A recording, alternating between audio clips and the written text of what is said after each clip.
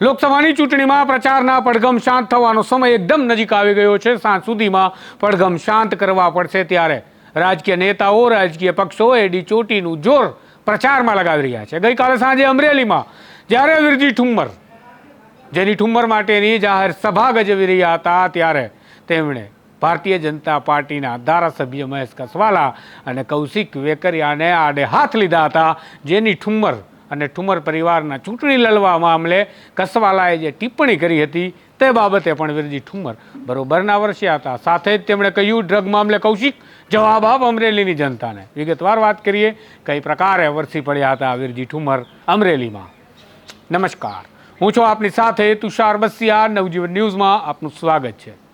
લોકસભાની ચૂંટણીને લઈ દરેક પક્ષ હવે એડી ચોટીનું જોર લગાવી રહ્યું છે. ગુજરાતમાં ચૂંટણીમાં નીરસ પ્રકારે પ્રચાર રહેશે કોંગ્રેસનું તેવું માનવામાં આવતું હતું, પરંતુ આ વખતે કોંગ્રેસે પણ જાનની બાજી લગાવી હોય તેવા કેટલાક બેઠકો પર પ્રચાર ચાલી રહ્યા છે.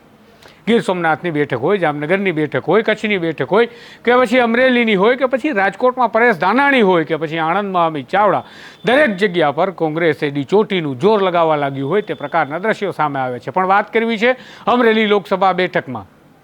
વિરજી ઠુમ્મરે પુત્રી જેની ઠુમ્મરના પ્રચારમાં શું કહ્યું સાંભળો. તેવા કેવા વરસી પડ્યા ભારતીય જનતા પાર્ટીના મહેશ કસવાલા પર, કેવા વરસી પડ્યા કૌશિક વેકરિયા પર. બંને ધારાસભ્યને આડે હાથ લેતા કહ્યું કે તમારા બાપનો ટેકેદાર હું રહી ચૂક્યો છું. સાંભળો આ ભાષણમાં તેમણે શું કહ્યું, કારણ કે આ ભાષણની અમરેલીમાં ચારે તરફ ચર્ચા ચાલી રહી છે. એના માટે એમને ચાન્સ આપવામાં આવે.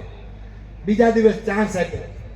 3 દિવસ સુધી મારે કેવું છે અમે ઘરના કોઈ લોકો જમી ન શકીએ, પીને પાણી ન પી શકે, ચા પણ પરિસ્થિતિમાં ન પી શકે, એટલું ટેન્શન આપવાનું જો કોઈ કામ કર્યું હોય તો આ રાક્ષસી માયા ભારતીય જનતા પાર્ટીએ કર્યું છે. એટલે અમારે હમણાં બહુ નાના મોટા રેસ, રાત નાની છે, ખેલ જાજા કરવા પડે છે. ક્યારેક ક્યારેક તો ધીરુ બાબા રાવણનો વેશ પણ કાઢવો પડે છે. પણ ભારતીય જનતા પાર્ટીને કેવું છે કે વિરજી ઠુમ્મર કોઈના બાપથી, જેની ઠુમ્મર કોઈના બાપથી, કોંગ્રેસ પાર્ટી કોઈના બાપથી ન પીવે એ લોકો આજે અહીંયા બેઠા. અમારા બીવાવાળા તો કે ના ઘરકી ગયા ની પાસે આપણી વાતો કરે છે. કેસરીઓ કર્યો છે. કેસરીઓ નો કહેવાય, આ આંગળીયા ગયો છો, ગરગો છો ભાઈ.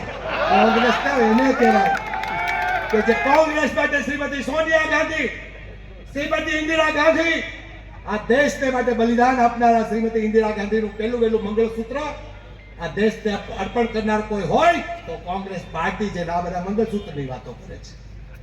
આજે મારે પૂછવું છે અમરેલીની જનતાને, મારે કેવું છે કે 2 દિવસ પહેલા 220 કરોડનું ડ્રગ્સ પકડાયું.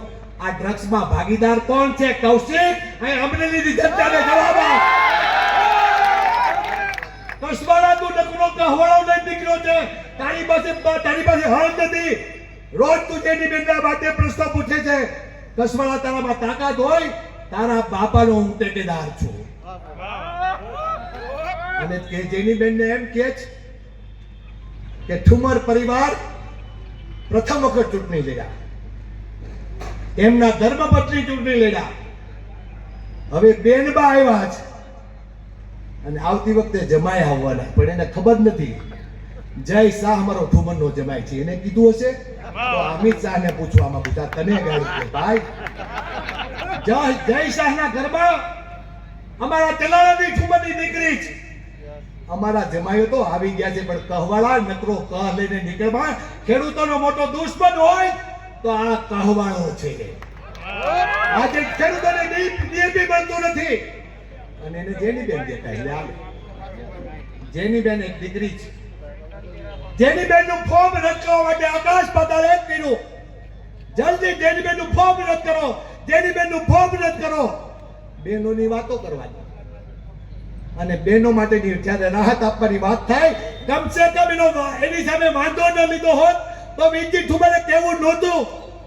વાંધા પણ કેવા લીધા કે જેની બેને રોયલ કોમ્પ્લેક્સમાં એની ઓફિસ છે, એ ઓફિસ દર્શાવી નથી. એ તો 2022માં વેચી નાખી હતી. દસ્તાવેજ રજૂ કર્યો કલેક્ટર કે આ તો હાચું. એ હવડી મારવાનું બંધ કરજો, નહીતર જ્યારે પણ કોંગ્રેસની સરકાર આવશે ત્યારે તમારો બકલ નંબર વિરજી ઠુમ્મર પાસે હયાત રહેવાનો છે. યાદ રાખજો. કોડ પ્રમાણે કામગીરી કરશો તો વિનતી ઠુમરને વાંધો નથી, પરંતુ તમારો સિવિલ કોડ ભૂલીને જો કોઈ પોલીસ વાળો હહુડી વગાડે તો એનો મોટો હહુડો વિનતી વગાડી શકે એમ છે, એટલું ધ્યાન રાખો. હું તમારો અપમાન કરવા નથી માંગતો, માત્ર ચેતવણી આપવા માંગુ છું.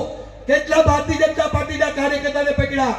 આજે લાઠીમાં નાના નાના બાળકોને ડ્રેસ પહેરાવીને દોડતા હતા. મારે પોલીસ વાળાને પોલીસ અધિકારીઓને પૂછવું એ નાના બાળકોને ચૂંટણીમાં લાવવા એ ગુનો છે.